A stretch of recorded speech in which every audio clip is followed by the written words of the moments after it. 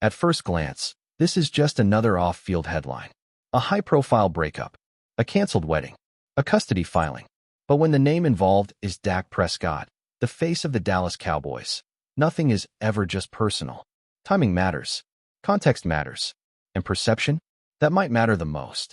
Because while Prescott moves to formalize joint custody with Sarah Jane Ramos, the real story isn't just about separation. It's about stability, leadership, and the invisible pressure placed on franchise quarterbacks. In Dallas, every decision echoes far beyond private life. So the question isn't what happened between them. The real question is, what does this moment reveal about Prescott? And what could it mean for everything that comes next? The separation between Dak Prescott and Sarah Jane Ramos may legally be a private matter, but context transforms it into something much bigger. When the quarterback of the Dallas Cowboys makes a life decision, it doesn't stay contained. It becomes narrative, perception, and ultimately, pressure. This isn't about gossip. It's about timing. The breakup happens in a period where Prescott is constantly evaluated not just as a player, but as a leader. And leadership, especially in the NFL, is judged holistically, including emotional stability and off-field clarity. The cancellation of a wedding days before it was meant to happen signals something deeper than a simple disagreement. It suggests a rupture that escalated quickly. And in high-performance environments, sudden instability can ripple into professional focus. However, Prescott's response has been structured, controlled, and deliberate. By moving immediately toward a joint custody agreement, he signals something critical: order over chaos. That matters, especially in a franchise that thrives on control and image. Still, perception doesn't wait for facts. And in Dallas, perception often defines reality long before performance does. What makes this situation particularly sensitive is not just the breakup itself, but when it happened. Just after joint celebrations, just before a planned wedding. The emotional swing from commitment to separation is abrupt, and that raises internal questions. For an NFL quarterback, emotional turbulence is rarely isolated. The position demands clarity, decision-making under pressure, and mental sharpness. Even slight distractions can alter performance in ways that are difficult to measure but easy to feel. Prescott has long been seen as composed, resilient, and steady. That image has been one of his greatest strengths. But moments like this test whether that perception is truly unshakable or simply well-managed until now.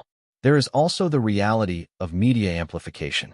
Every detail, from court filings to social media posts, feeds a narrative ecosystem that never sleeps.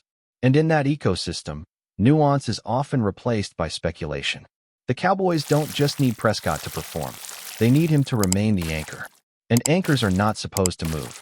One of the most telling aspects of the custody filing isn't the separation itself, it's the tone.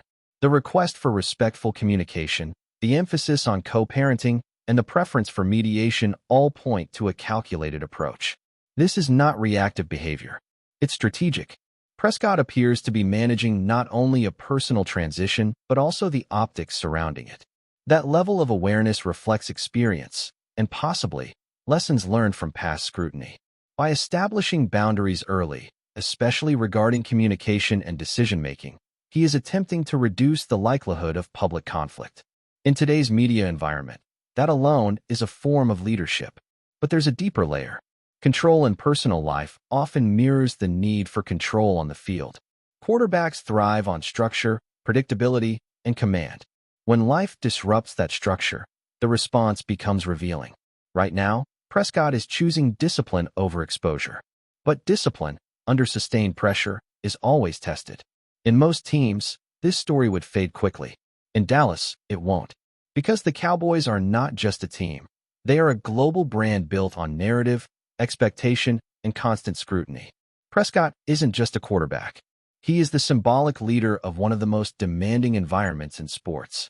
Every action, even outside football, contributes to the larger story of whether he can carry the franchise forward. The Cowboys have struggled with consistency in defining moments. That has placed even more weight on Prescott's shoulders as the central figure responsible for change. Stability, therefore, is not optional, it is expected. A personal disruption, even when handled maturely, introduces an unpredictable variable, not necessarily in performance, but in perception. And perception, in Dallas, often shapes pressure more than results do. This is where the story shifts. It's no longer about a breakup. It's about whether Prescott can remain untouched by it, or whether it quietly alters the narrative around him.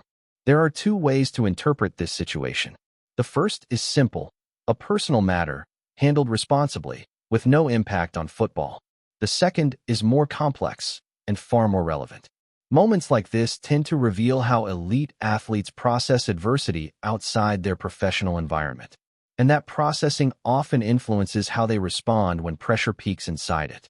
If Prescott maintains his composure, reinforces his leadership, and delivers consistent performances, this story will eventually disappear. It will become a footnote, nothing more.